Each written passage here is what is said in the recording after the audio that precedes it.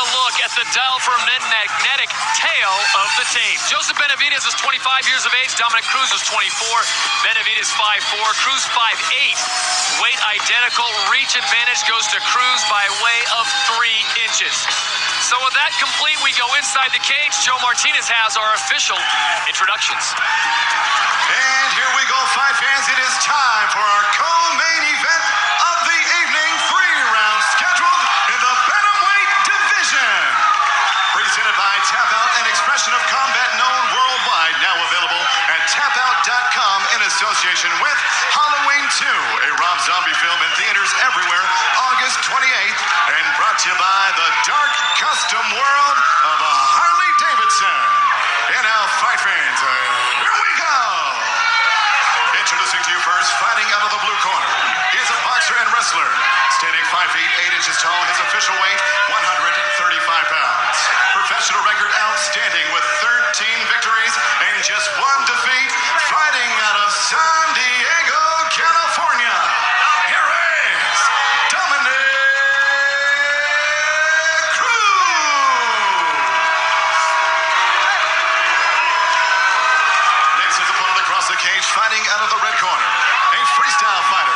Standing 5 feet 4 inches tall, his official weight 135 pounds. Professional record, perfect entering the cage.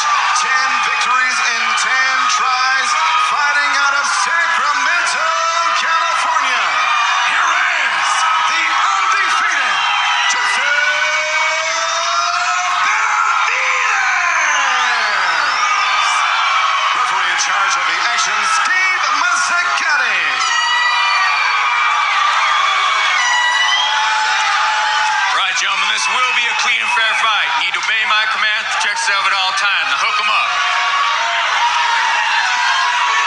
This is the co-main event, the bantamweight division. Joseph Benavidez taking on Dominick Cruz. We are scheduled for 3 rounds live here in Las Vegas.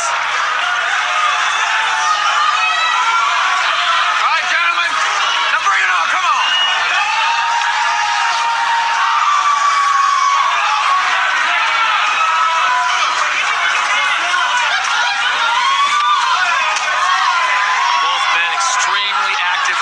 Frank, we can expect that for the next 3 rounds. This fight turned out being a boring fight. I would be blown away. Neither one of these individuals, I think, is even capable of fighting in anything but an extremely exciting, fast-paced fight.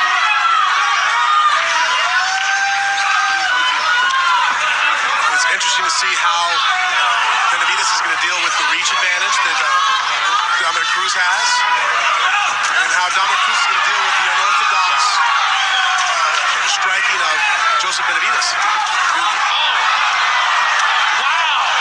Dominick Cruz took him to the mat, but did not seem to pounce. Just kind of it was kind of difficult there because Joseph Benavidez, even though he did get, got taken down there with the shot, up fast. He pivoted across his shoulders, completely did a 360 and came up to his feet.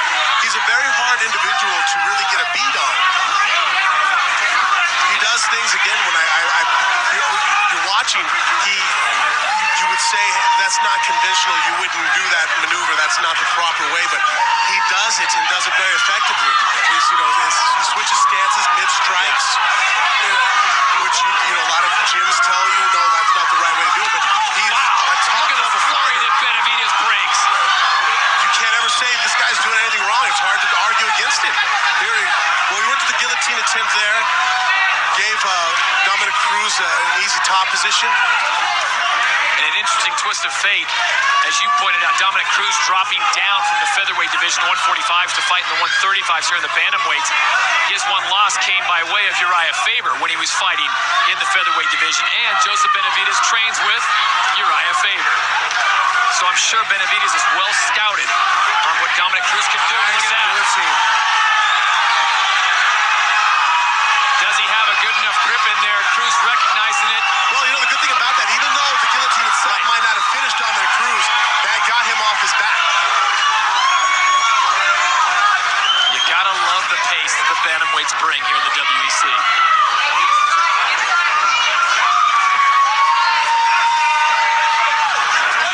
I've always been a big fan of Dominick Cruz's footwork here. I really enjoy enjoy watching how he uses his, switch stepping back and forth to evade and be very elusive.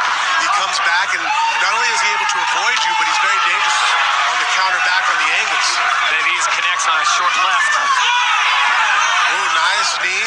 Right after, though, he caught a good hook punch from Benavidez. And there's the reach. You saw that. Yeah. Joseph Benavidez felt he was safe at that distance. Dominick Cruz uses superior reach to fire a nice straight right hand. Not a real hard shot, but a nice snapping contact. Nice Dominick Cruz is a great boxer. I mean, he has great boxing ability. Both these guys' hands are extremely fast. The only disadvantage that really Joseph Benavidez has is just the physical one of the height. And not that it's necessarily a disadvantage, it's an obstacle. There's different pros and cons to everything. Obviously, in a wrestling match, a lower center of gravity is helpful. Again, the takedowns, I thought Dominick Cruz would have a much more difficult time taking down Joseph Benavidez. He's obviously not holding him down, but just the takedown itself, actually, that impresses me. Well, you'd have to give the wrestling nod to Joseph Benavidez as a state wrestling champion. Dominick Cruz more of the boxer, but very good conditioning by both men. Wow. Look at this. That was using his height. Did a great body lock. Look how hard, though. I mean, Joseph Benavidez He gave him his back. Yeah, but I don't think he's going to be in that position now. Wow. That was awesome. Look at this. What a scramble. He did. Like you said, you're not supposed to give up your back, but right there, he was getting mounted. He gave up his back, and he used it to get out of that position, and now he has Dominick Cruz pushed up against the cage. He made a good point, Frank, earlier about even if that guillotine doesn't work for Benavidez, Cruz's head is down, and Benavidez recognizes to bring a knee up. Just lets him know that it's either going to be the guillotine or a knee, so get ready. And also, again, from the bottom, you guillotine somebody or you attack from the bottom.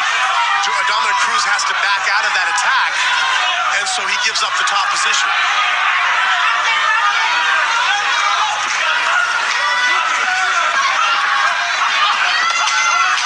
Coming up on 10 seconds remaining here in round number 1. We are scheduled for 3, Benavidez and Cruz, and we will see a second round live from Las Vegas when we return.